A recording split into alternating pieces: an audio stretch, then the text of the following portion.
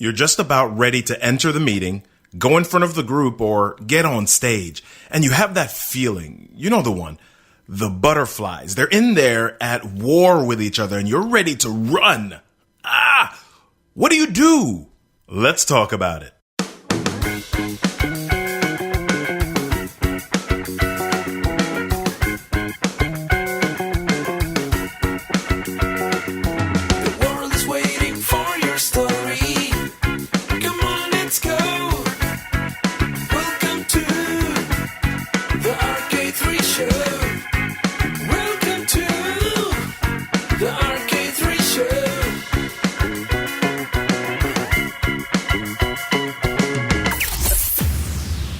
Hey y'all, it's the RK3 show. I'm Robert Kennedy III, RK3. That's me, and it's my duty to welcome you to another exciting episode. I'm excited.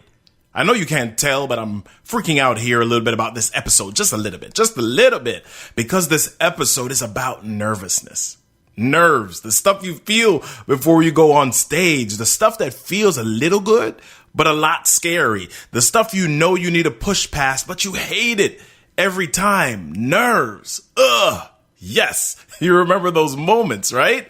You were a little kid and it was your first time in the spelling bee. They told you to spell cat, but all you could see were the big eyes of everyone in the audience and monster teeth coming to eat you. You remember? No? Just me? All right. Anyway, I just wanted to remind you about the last show. We experienced the phenomenal methods of Arthur Joseph and his vocal awareness techniques. So if you haven't listened to that episode, go get it. Hop on to your favorite podcast app. Go to Apple Podcasts, Google Play, Stitcher, Spotify, TuneIn Radio, Pandora, or iHeartRadio, and check out the RK3 show. If you're trying to find the show on another app and you can't find it, first of all, shame on them. But if that's the case, shoot us an email at podcast@robertkennedy3.com. That's podcast@robertkennedy3.com, and we'll be sure to submit to your favorite podcast directory or app. If you want to send a question to the show, you can use the same email, or you can leave me a voicemail by going to robertkennedy3.com/voicemail. robertkennedy3.com/voicemail. Do it. I want to hear your voice. So before we get into the meat of the show, I wanted to share a quick resource. I want to share two apps. If I haven't shared it before, one of the parts of my business is I'm a public speaking and presentation coach. So I get to work with people who are scared out of their minds about public speaking, but they have to do it for their jobs or simply because they want to get better at it. So once they leave my sessions, they still need a way to practice. I have them use a couple of apps. The first is called Orai, O-R-A-I. This app helps to analyze your speaking pace, your fillers, and helps you to understand how to enhance the power of your speech. The second app is called Ummo. Yes, Ummo, U-M-M-O. It analyzes your speech for filler words and helps you to hear how that sounds. That way you're able to decrease or even eliminate filler words from your speech. So I want you to check out these apps on your app store, Orai and Ummo. Okay, let's jump into the show. I was working with a coaching client some months ago, and she asked me the question, when do the nerves disappear? And she was asking this because she spent a lot of time presenting, and as the face of her organization, she wanted to make sure that she was coming off as confident, credible, and, like she knew what she was talking about. But every time she spoke, she couldn't get past the nagging nerves that hounded her and made her feel like a bumbling idiot. Her exact words, Robert, I feel like a dolt, like I'm rambling, my hands are sweating, and I can't stop feeling like everyone is looking at me. So, of course, I put her at ease by saying, Lauren, not her real name, they kind of are looking at you. Right? Well, that didn't exactly put her at ease, as you can imagine. So we had some more work to do. And I began to share with her some of the reasons it feels crazy or you feel nervous. Number one, you have no idea what to expect. Number two, You feel like they're going to talk about you once they leave the room, and we've heard people talked about before, right? Oh, number 3, you have no idea if they're interested in what you're saying because they aren't sitting there saying out loud, oh, wow, I'm so interested in what you're saying. You have all of this stuff going through your mind, and you have all of this playing in your head, and it is creating these monsters and these, butterflies before you even get out there. And there are a lot more reasons why this happened, but what we tend to do is take all of these reasons, jam them into a blender, grind them up, and we drink them. So then our stomachs start feeling all icky and crazy, and we know we have a job to do. Our mind says, let's go out there, soldier, do your duty. But your body's saying, run, right? And we call these butterflies, but sometimes it really feels like elephants with wings bumping around in there. You know what I'm talking about. And so I began to share with Lauren my experiences as a singer. I told her about the first time my mom made me get up in church to sing a solo. I was about 8 or 9 years old, and my mom, as moms do, said, oh, you have a great voice. You can sing. You sound really nice. And I was a little boy with a high voice, high-pitched voice, and I didn't know that I wanted to sound nice in front of my other boyfriends who were hardcore, right? And so I sang, and it was the most terrifying experience of my life up to that point. Communication, motivation, leadership, and more. You're listening to the RK3 Show. I shared with Lauren also the time I sang my first solo in college, and I cracked after the 4th word. My goodness, I started to sing, and as soon as I started to sing, people started to clap and cheer. Yay, Robert, go! And I cracked. It was terrible. It was horrible, but I had to keep going.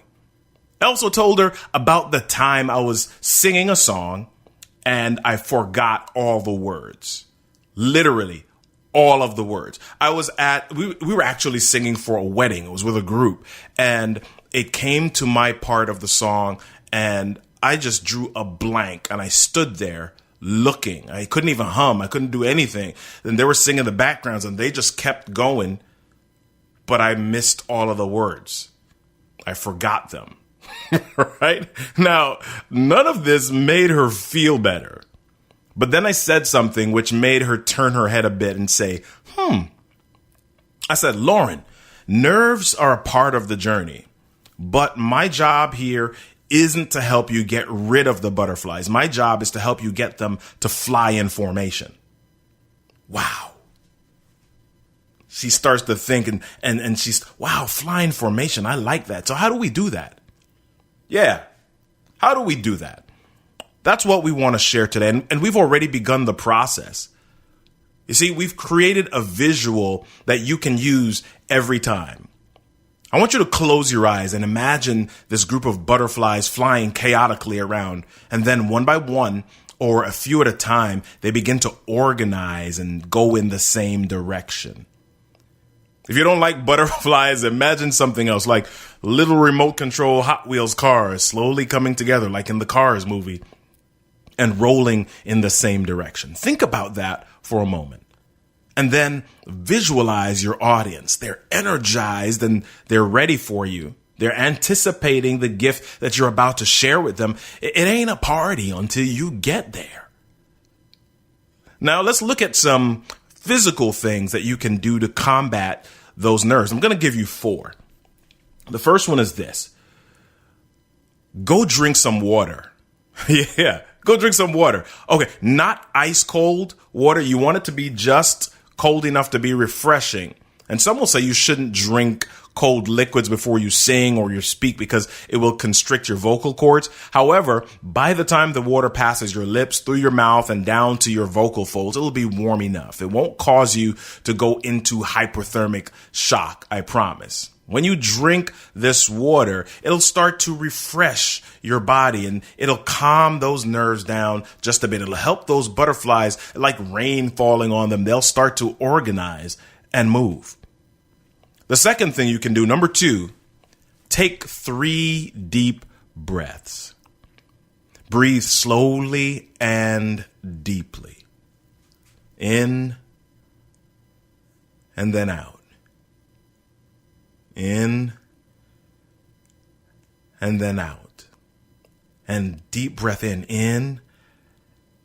and then out. This will slow down the heart rate a bit and help those butterflies to begin getting into formation again. That's what we want them to do. Don't focus on getting rid of them. Instead, you've got to close your eyes and imagine them lining up and coming together to fly in the same direction.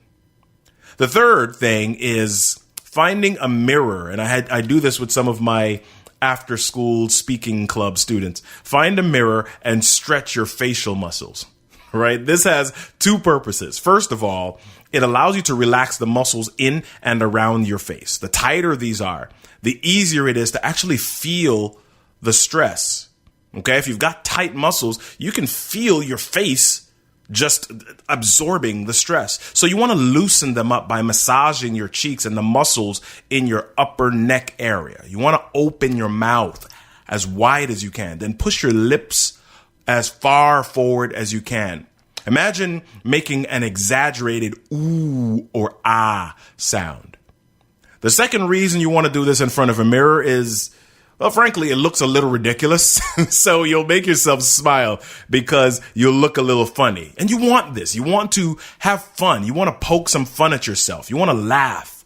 You want to enjoy the moment.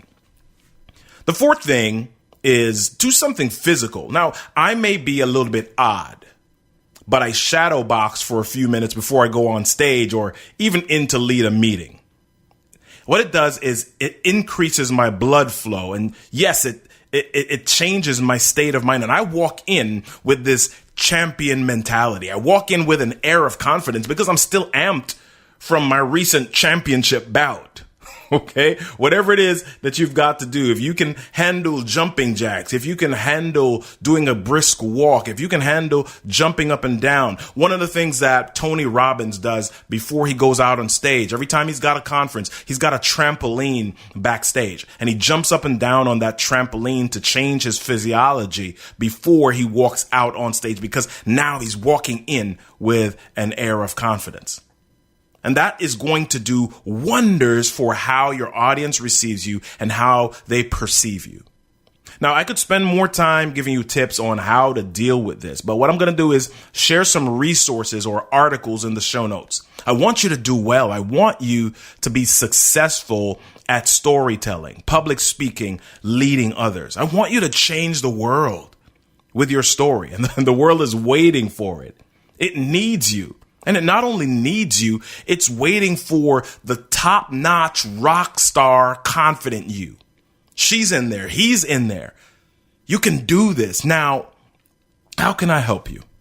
You know what to do. Email me. Send me a message at podcast@robertkennedy3.com. That's podcast@robertkennedy3.com. I want to hear your thoughts and answer your questions. Or you can leave me a voicemail. robertkennedy3.com/voicemail. All right. That's it for today, peeps. I've got to go catch some butterflies. If you liked what you heard today, head on over to one of the podcast sites, Apple Podcasts, Stitcher, etc., and leave a review. That helps the show hit more ears. And speaking of help, support us on Patreon by going to patreon.com/the RK3 show. That's patreon.com/the RK3 show. The link will be in the show notes. And don't forget to visit me over in the Speak Right Now community on Facebook. You can even hang out with me on Instagram. I'm Robert Kennedy 3 there. Holla at your boy. Guess what, everybody? Everything that happens to you in life is your stuff is your story, and your story deserves a stage. I'm Robert Kennedy III, and you've been listening to The RK3 Show.